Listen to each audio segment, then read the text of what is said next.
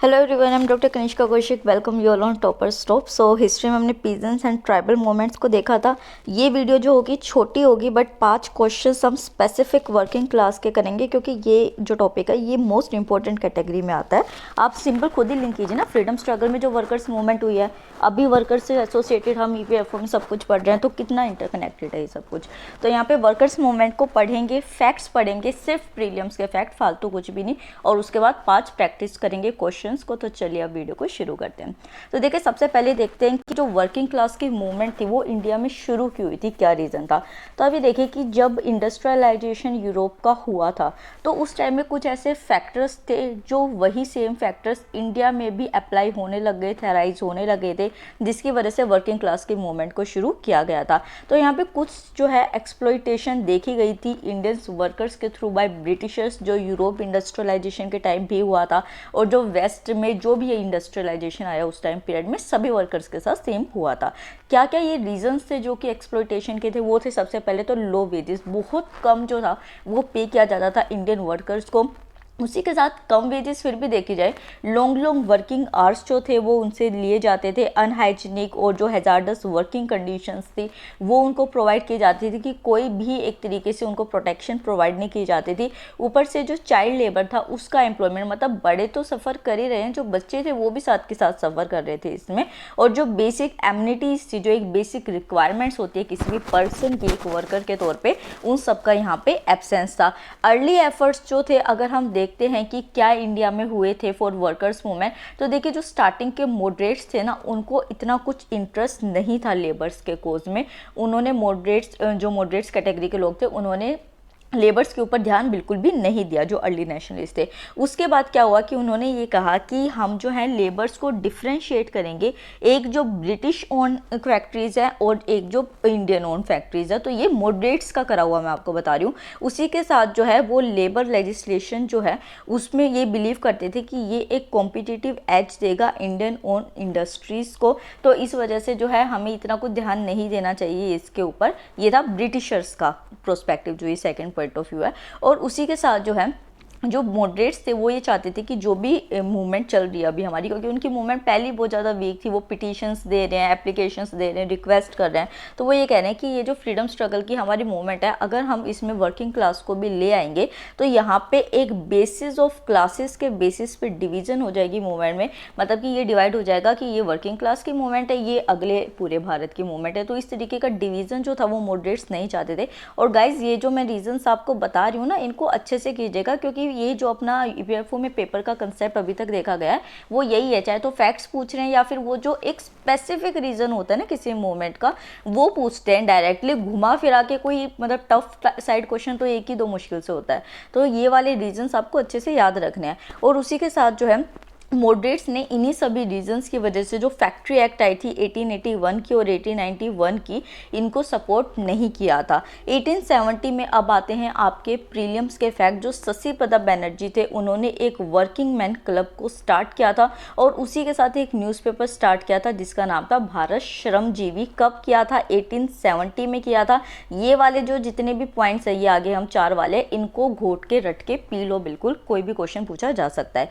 1878 में उसके 8 साल बाद जो है सौरभ जी शपूर जी बंगाली जो थे, उन्होंने ट्राई किया कि एक जो बिल है वो उस टाइम पार्लियामेंट में लाया जा सके, ताकि जो लेबर की वर्किंग कंडीशंस है उनको इम्प्रूव किया जा सके। तो आपका यहाँ पे प्रीलिम्स का क्वेश्चन क्या हो गया कि कौन सी ऐसी पर्सनैलिटी थी जिसने सबसे पहले ट्राई किया था बिल इंट्रोड्यूस करना for working condition of labour.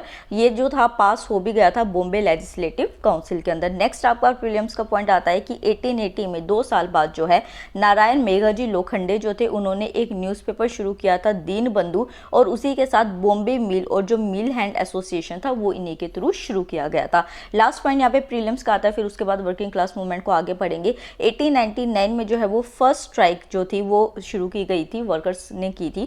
Great Indian peninsular railways में वो हुई थी। तो फर्स्ट ये पॉइंट हो गया आपका 1899 में हुई थी। सेकंड कहाँ हुई थी?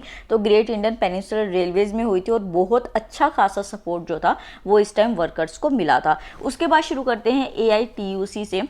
कि ये जो all India trade union Congress बनी कब बनी। तो देखा हमने स्टार्टिंग में देखा कि मॉडरेट्स जो थे उन्होंने कोई इतना जो है वो ध्यान नहीं दिया था कि हम आपको सपोर्ट नहीं करेंगे भाई। तो आप ये देखिए 1920 तक का जो है टाइम पीरियड लग गया। ये तो मतलब कि छोटे छोटे इनिशिएटिव्स लिए गए बट इससे तो कोई असर नहीं हुआ ना, एक ब्रॉड लेवल पे हमको चीज़ चाहिए थी। तो 1920 में जाके जो है 31 अक्टूबर को all India trade union Congress का फॉर्मेशन हुआ। तो यहाँ पे इंडियन नेशनल कांग्रेस जो था के जो प्रेसिडेंट थे लाला लाजपत राय जी थे, उन्हीं को सिलेक्ट किया गया कि आप ही जो है AITUC के प्रेसिडेंट भी बन जाइए। नेक्स्ट आपका प्रीलिम्स का पॉइंट है।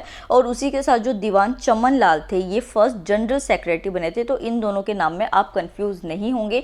ये UPSC सिविल सर्विसेज में भी क्वेश्चन पहले आ चुका है जहाँ तक मेरे को याद है, अभी 3-4 साल रिसेंटली में आया है, तो इसको याद रखिएगा। उसी के साथ जो है लाला लाजपत राय जी ने एक बात कही थी जो कि आपसे पूछी जा सकती है। उन्होंने ये कहा था कि जो इंपीरियलिज्म है और जो मिलिट्रिज्म है वो कैपिटलिज्म के दो बच्चे हैं, 2 चिल्ड्रन है। तो आपसे डायरेक्टली भी ये स्टेटमेंट देके पूछी जा सकती है कि ये स्टेटमेंट किसने दी थी। तो ये लाला लाजपत राय जी ने दी थी और वो फर्स्ट ऐसे पर्सन ने जिसने कि कैपिटलिज्म को इंपीरियलिज्म से लिंक किया था कि भाई देखिए जहाँ पे इंपीरियलिज्म है, जहाँ पे एक दूसरी जो स्ट्रॉन्ग कंट्री है वो एक इन्फीरियर कंट्री, ये नहीं कि हमारी कंट्री इन्फीरियर थी, मतलब उस टाइम पीरियड में जो सिचुएशन हो गई थी अगर उसको डोमिनेट कर रही है, उसके ऊपर रूल कर रही है, तो वो कैपिटलिज्म तो वहाँ पे होगा ही होगा। मतलब जो वर्किंग क्लास है उसको तो दबाया जाएगा ही, जो भी फैक्ट्री ओनर्स होंगे। उसी के साथ जो गया सेशन था कांग्रेस का 1922 में, देखिए 1920 में जो है फॉर्मेशन हुई थी बट जो कांग्रेस ने उसको एक्सेप्ट किया था IUTC को वो 1922 के गया सेशन में किया था। तो यहाँ पे फॉर्मेशन ऑफ AITUC का जो है एक तरीके से वेलकम किया गया था और उसी के साथ एक कमेटी भी जो है कांग्रेस ने फॉर्म की थी ताकि उसको हेल्प किया जा सके, असिस्ट किया जा सके।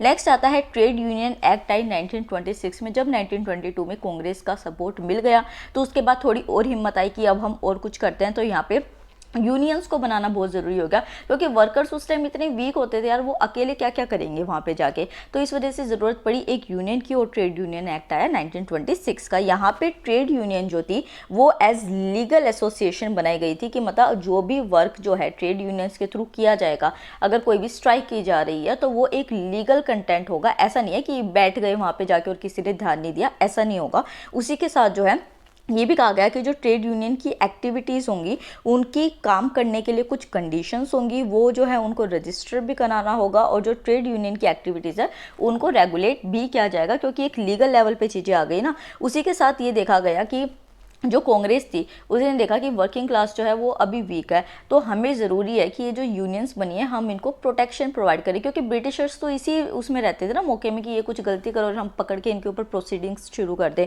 तो यहाँ पे एक इम्यूनिटी प्रोवाइड की गई थी सिविल और क्रिमिनल दोनों, ये याद रखना है आपको। तो सिविल एंड क्रिमिनल प्रोसीडिंग्स जो है वो ट्रेड यूनियंस को प्रोवाइड की गई थी उनकी लेजिटिमेट एक्टिविटीज़ के लिए, बट जो है कुछ अगर वो पॉलिटिकल एक्टिविटीज़ करते थे तो उसके ऊपर रिस्ट्रिक्शंस लगाई गई थी ताकि जो है वो वर्किंग क्लास मूवमेंट ही रहे, पॉलिटिकल एजेंडा ना बने। नेक्स्ट है ट्रेड डिस्प्यूट एक्ट 1929 का। यहाँ पे एक आ गया कि देखिए आपको जो है एक कंपलसरी करना पड़ेगा अपॉइंटमेंट कोर्ट्स ऑफ इंक्वायरी और कंसल्टेशन बोर्ड्स का ताकि जो इंडस्ट्रियल डिस्प्यूट्स है उनको सेटअप किया जा सके।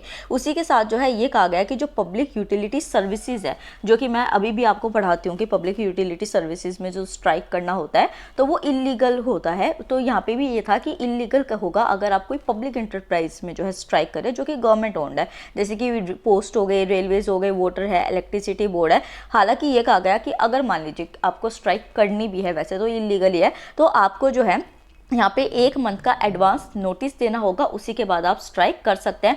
कल परसों का ही जो इंडस्ट्रियल रिलेशन का टॉपिक था मैंने उसमें आपको बताया था कि 14 जो मंथ्स है, नहीं सॉरी लेबर कोड का, हाँ लेबर कोड की जो मैंने वीडियो थी उसी में मैंने आपको बताया था कि 14 डेज का जो है वो एडवांस नोटिस जो है वो अब देना होगा। मतलब कि हर किसी को, पहले जो था ये खाली पब्लिक यूटिलिटी सर्विसेज का था और अगर हम फ्रीडम स्ट्रगल के पार्ट में जाते हैं तो उस टाइम ये जो नोटिस हुआ करता था ये 1 महीने का हुआ करता था। उसी के साथ जो है ट्रेड यूनियन की जो एक्टिविटीज़ होती थी उनको देखा जाता था कि उनको नहीं मतलब माना जाता था अगर वो पॉलिटिकल नेचर में हुआ करती थी या फिर सिंपैथेटिक स्ट्राइक्स हुआ करती थी। उसके बाद नेक्स्ट और लास्ट देखते हैं मेरठ कॉन्स्पिरेसी केस का जो कि 1929 में हुई थी। इसके बाद ये लास्ट क्यों कहा जा रहा है क्योंकि वर्किंग मूवमेंट जो थी वो थोड़ी सी दब सी गई थी। तो मार्च 1929 के अंदर जो गवर्नमेंट थी उसने 31 जो लेबर लीडर्स थे उनको अरेस्ट कर दिया था और उनको 3.5 साल के ट्रायल पीरियड के लिए भेज दिया गया था। यहाँ पे किस किस को पकड़ा गया था, इनके नाम लीडर्स के याद रखिएगा थोड़ा सा। तो मुजफ्फर अहमद हो गया, ऐसे डांगे हो गया, तो मैं अगर गलत प्रोनाउंस कर रही हूँ तो सॉरी। नेक्स्ट इज जोगेलकर, फिर Philip Spratt, Ben Bradley, Shaukat Usmani and others. तो ये लीडर्स जो थे ये मेरठ कॉन्स्पिरेसी केस के टाइम पीरियड में जो है अरेस्ट हुए थे। 1931 के बाद जो है वर्किंग क्लास मूवमेंट में एक डिप आ गया था, क्योंकि 1931 के अंदर एक स्प्लिट हो गया था। यहाँ पे जो कॉर्पोरेट सेक्टर के जो लीडर्स थे, मतलब कि जो पहले कॉर्पोरेट्स थे, उनको लेड किया जाता था एनएम जोशी के थ्रू। एनएम जोशी ने जो है आईयूटीयूसी अपना ब्रेकअप कर लिया था, उसको अलग कर लिया था और एक नया ऑर्गेनाइजेशन सेटअप किया था जिसका नाम था all India trade union federation. तो ये वाला फैक्ट भी याद रखिएगा कि एनएम जोशी ने इसको जो है वो फॉर्म किया था, कब किया था, 1931 के अंदर किया था। और फिर 1935 के अंदर जो है एआईटीयूसी ने को कम्युनिस्ट ने दोबारा रिज्वाइन कर लिया था। तो ये भी आपको याद रखना है। ये हो गए आपके वर्किंग क्लास मूवमेंट के स्पेसिफिक प्रीलिम्स के पॉइंट, इनमें से आप क्वेश्चन एक्सपेक्ट करके ही चलेंगे। उसी के साथ अब टाइम आता है प्रैक्टिस क्वेश्चंस का। तो अब तक वीडियो पसंद आई है तो वीडियो को लाइक कीजिए, चैनल को सब्सक्राइब जरूर कीजिए। आप बहुत कम सब्सक्राइब करें, 2-3 दिन से बिल्कुल सब्सक्रिप्शन नहीं हो रहा है, तो करिए उसको। नेक्स्ट आता है question first is dual nature of support to workers strike means. तो यहाँ पे जो है ये कहा गया था कि जो वर्कर्स की स्ट्राइक को सपोर्ट किया जाता है ना, तो उसमें ड्यूअल नेचर किया जाता है, मतलब दो तरफा बात की जाती है। तो वो जो दो तरफा बात थी, ड्यूअल नेचर था, वो क्या था। First is Congress supported strikes in European companies, second is Congress didn't support strikes in Indian owned companies, C is both A and B, and D is worker supported own cause not countries. तो video को pause कीजिए और एक बार इसे attempt कीजिए। Okay done. तो यहाँ पे सी जो है वो सही है। कांग्रेस जो था, अगर आप यूरोपियन कंपनीज में जाके स्ट्राइक कर रहे हैं तो उसको सपोर्ट करता था, बट अगर आप अपनी ही खुद की इंडियन कंपनीज के अंदर स्ट्राइक करते तो उसको सपोर्ट नहीं करता था। तो ये दो तरफा रूप हो गया ना, तो इसी को जो है dual nature of support to worker strike कहा गया था। तो सी ऑप्शन आपका सही हो जाता है। नेक्स्ट क्वेश्चन ये जो है ये आप कमेंट सेक्शन में मेरे को आंसर करेंगे। आजकल आप कमेंट सेक्शन में भी आंसर नहीं कर रहे, पढ़ने लिखने का मन नहीं कर रहा है, कम होता जा रहा है, पेपर पास आ रहा है। तो नेक्स्ट इज एआईटीयूसी जो है वो किसकी गाइडेंस में जो है वो फॉर्म हुआ था।